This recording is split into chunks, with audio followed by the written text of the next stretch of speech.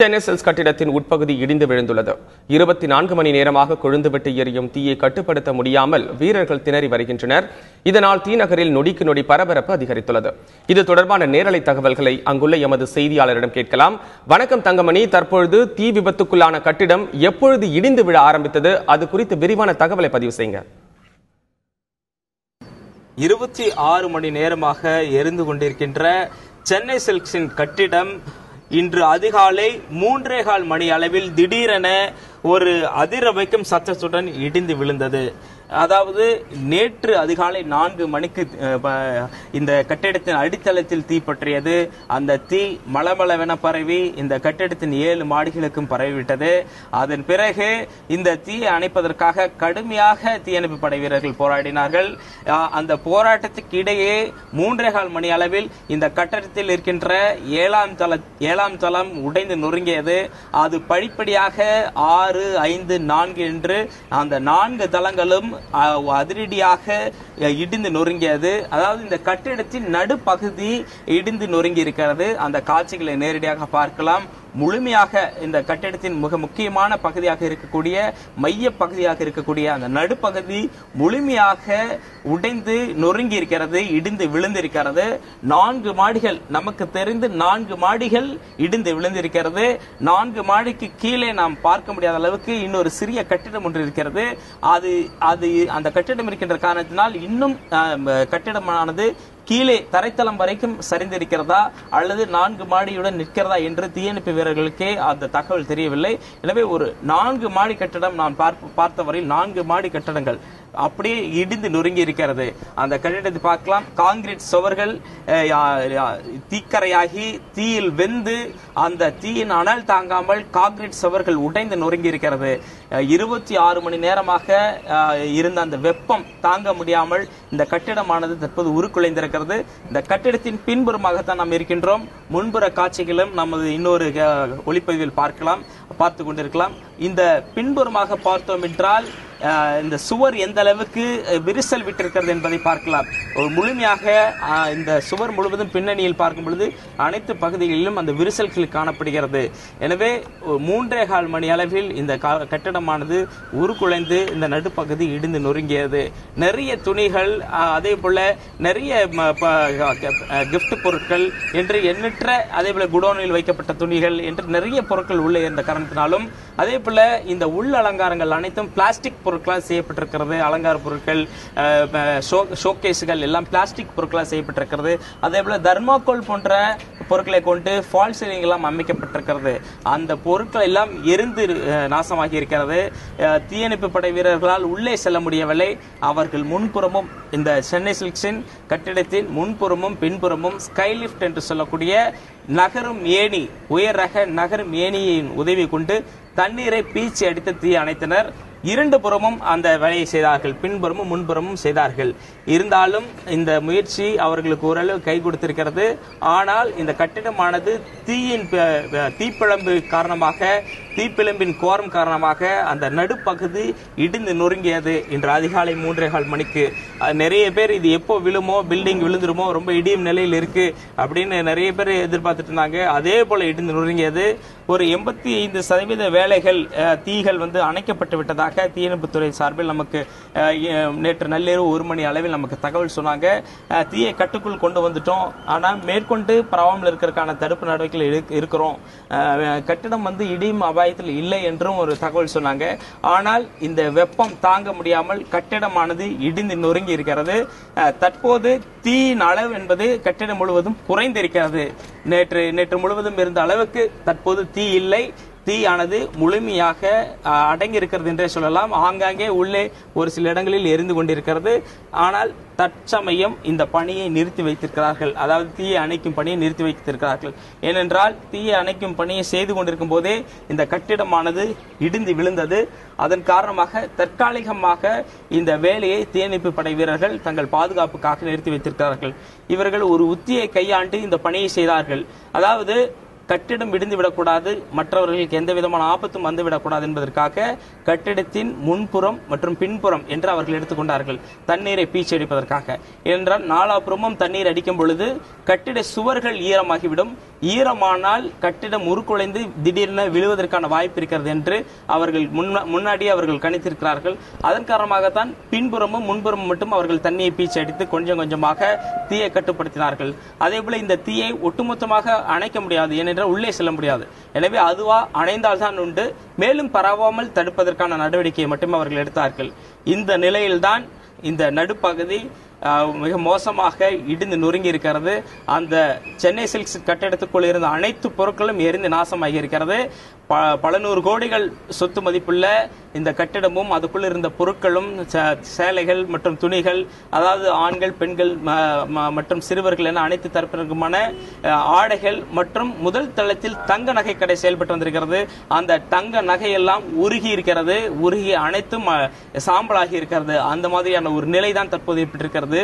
தற்போது செங்கல் சூளை போன்ற ஒரு காட்சி இந்த கட்டிடத்தின் நிலைமை இருக்கிறது. முற்றிலுமாக எரிந்து சாம்பலாகி இருக்கிறது இந்த கட்டிடம். தங்கமணி, நீங்க சொன்னது போல 7வது மாடியானது இன்று அதிகாலை இடிந்து விழுந்திருக்கிறது. இந்த நிலையில கட்டடத்தின் மற்ற பகுதிகளும் இடிக்கப்படக்கூடிய வாய்ப்பு இருக்கிறதா? தற்பொழுது எரிந்து கொண்டிருக்கிற தீயானது முற்றிலும் எப்பொழுது அணைக்கப்படும் என்று எதிர்பார்க்கலாம்? அதாவது மேற்கொண்டு இந்த தீயை அணைக்கும் முயற்சியில் அவர்கள் ஈடுபடவில்லை. ஏனென்றால் தீயானது தற்போது அந்த புகை மூட்டம் எல்லாம் இல்லை. அதை நீங்கள் நேரடியாகவே பார்க்கலாம். நேற்று இருந்தது அளவுக்கு புகை மூட்டம் இல்லை. அதே போல உள்ளே இருந்த பொருட்கள் அனைத்தும் பெரும்பாலும் எரிந்து விட்டது. எனவே அதுவாகவே தானாகவே அணையக்கூடிய சூழல் தற்போது ஏற்பட்டிருக்கிறது. எனவே தற்காலிகமாக அவர்கள் அந்த தண்ணீரை உள்ளே அடிக்கும் பணியை நிறுத்தியிருக்கிறார்கள். ஏனென்றால் இப்போது கட்டிடம் உருக்குலைந்திருக்கிறது. இவர்கள் தண்ணீரை பீச்சடிக்கும் பொழுது ஸ்கை லிப்ட் என்று சொல்லக்கூடிய அந்த உயர் ரக நகரும் ஏணி மூலமாக அந்த வாட்டர் ஃபோர்ஸ் ரொம்ப அதிகமா இருக்கும். அதை வச்சு அடிக்கும் போது அந்த கட்டிடத்தோட ஸ்திரத்தன்மை என்பது பாதிக்கப்படும். அதன் காரணமாக அந்த ஃபோர்ஸ் அதிகமாக அவங்க கொடுக்க விரும்பல. அந்த ஃபோர்ஸ் கொடுக்கும் பொழுது மேலும் கட்டிடம் ஆட்டங்காண்டு சில இடங்களில் மேலும் விழக்கூடும். எனவேதான் அந்த பணியை தற்காலிகமாக நிறுத்தி வைத்திருக்கிறார்கள். தன்னால தீ நின்ற பிறகு பில்டிங் இந்த கட்டிடத்தை இடிப்பதற்கு முடிவு செய்திருக்கிறார்கள். இதுதான் தற்போதைய முடிவு. எனவே தீயை அணைப்பதற்கான தேவையும் தற்போது இல்லை என்றே அவர்கள் கருதுகிறார்கள். ஏனென்றால் கிட்டத்தட்ட தீ அணைந்து விட்டது. இந்த கட்டிடத்தின் ஸ்திரத்தன்மை மட்டும் பொறியாளர்கள் சிலர் ஆய்வு செய்து கொண்டிருக்கிறார்கள். மேற்கொண்டு என்ன நடவடிக்கை எடுக்கலாம், எப்படி இடிக்கலாம் என்று காத்துக் கொண்டிருக்கிறார்கள்.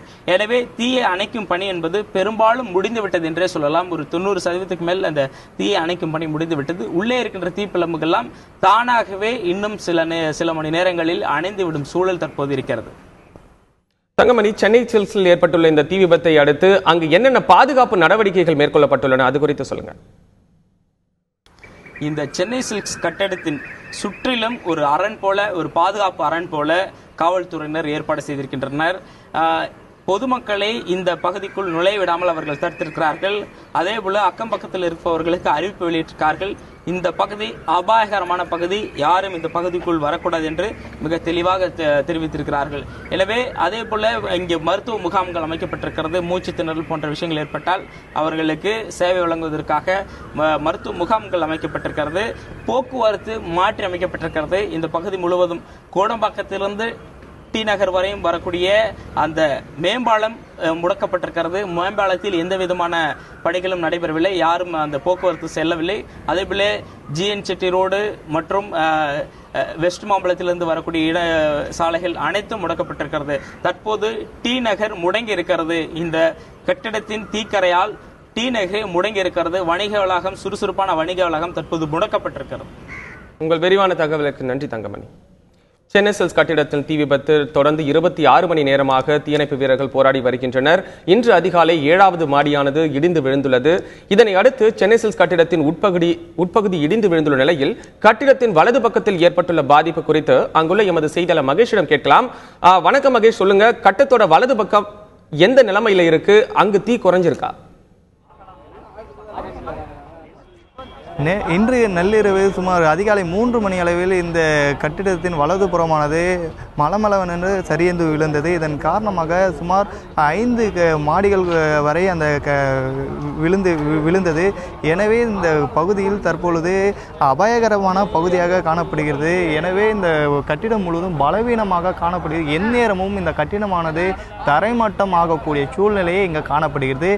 தீயானது தொடர்ந்து பல்வேறு பகுதிகளில் பரவி மளமளவென்று தீயானது பரவி கட்டுக்கடங்காமல் எரிந்து வருவதை நம்மால் பார்க்க முடியுது. இந்நிலையில் தீயணைப்பு வீரர்கள் தற்பொழுது எவ்வித பணியும் செய்யாமல் அடுத்த கட்டமாக இது போன்ற நடவடிக்கைகள் மேற்கொண்டால் இது போன்ற தீயை எவ்வாறு கட்டுப்படுத்த முடியும், மேலும் இந்த கட்டிடத்தை சேதத்தன்மையை குறைத்து அதே போல இந்த கட்டிடம் சாயாமல் இருப்பதற்கான நடவடிக்கைகளை உயர் அதிகாரிகள் மற்றும் காவல்துறை மற்றும் சென்னை பெருநகர பொறியாளர்கள் தொடர்ந்து ஆலோசித்து வருகிறார். எனவே தீயணைப்புத்துறை வீரர்கள் தண்ணீரை பீச்சி அடிக்கும் பொழுது அந்த கட்டிடத்தின் தன்மையானது பலவீனமடைந்து விரைவாக விழுந்துவிடும் சூழ்நிலையில் தண்ணீரை அடிக்க முடியாத சூழ்நிலை இங்கு காணப்படுகிறது. எனவே தான் அருகில் உள்ள பல்வேறு கட்டிடங்களும் தற்பொழுது பாதுகாப்பு வலயத்தின் கீழ் கொண்டு வரப்பட்டுள்ளதை பார்க்க முடிகிறது.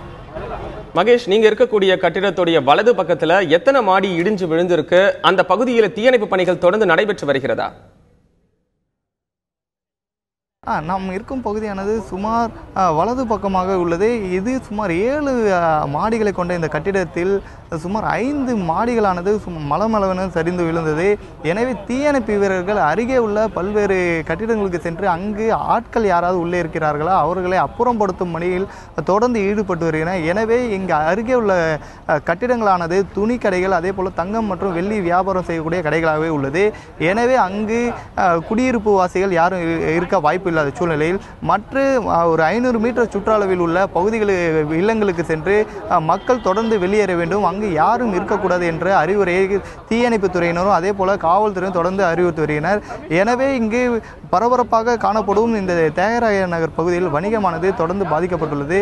இன்றும் இந்த வணிக நிறுவனங்கள் விடுமுறை சென்னை மாநகராட்சியும் அதே போல காவல்துறையும் திறக்கக்கூடாது என்று அறிவுறுத்தப்பட்டுள்ளது. மகேஷ், தீ எப்பொழுது முற்றிலும் அணைக்கப்பட்டு இயல்பு நிலை திரும்பும் என்று எதிர்பார்க்கலாம்? அது பற்றி அதிகாரிகள் என்ன சொல்றாங்க? இந்த தீ விபத்து அதிக அளவில் இருப்பதன் காரணமாக சற்று உள்ளே நுழைய முடியாத சூழ்நிலை. இங்கு கட்டிடமானது போதுமான அளவு உள்ளே நுழையக்கூடிய வாய்ப்புகள் இல்லாத சூழ்நிலையும் முழுமையாகவும் கட்டிடமானது 4 புறமும் சுவர்களை கொண்டுள்ளதால் அங்கு சற்று உள்ளே நுழைவதற்கு சிரமமாக உள்ளது. இதன் காரணமாக தீயினை தற்பொழுது அணைக்க முடியாத சூழ்நிலை காணப்படுகிறது. மேலும் தீயணைப்பு துறையினர் இந்த கட்டிடத்தின் தன்மையை தற்பொழுது ஆராய்ந்து வருகின்றதாக பார்க்கப்படுகிறது. எனவே தண்ணீரை பீச்சி அடிக்கும் பொழுது விரைவாக கட்டிடமானது கீழ் நோக்கி விழக்கூடிய வாய்ப்புகள் இருப்பதன் காரணமாக தீயணைப்பு துறையினர் உன்னிப்பாக இந்த கட்டிடத்தினுடைய தன்மையை ஆராய்ந்து வருவதாக பார்க்கப்படுகிறது. எனவே இன்னும் சுமார் 5 மணி நேரத்துக்கு மேலாக இந்த கட்டிடத்தில் உள்ள தீயை கட்டுக்குள் கொண்டு வர என்று ஒரு சில தீயணைப்பு வீரர்கள் நம்மிடம் தெரிவித்துள்ளனர்.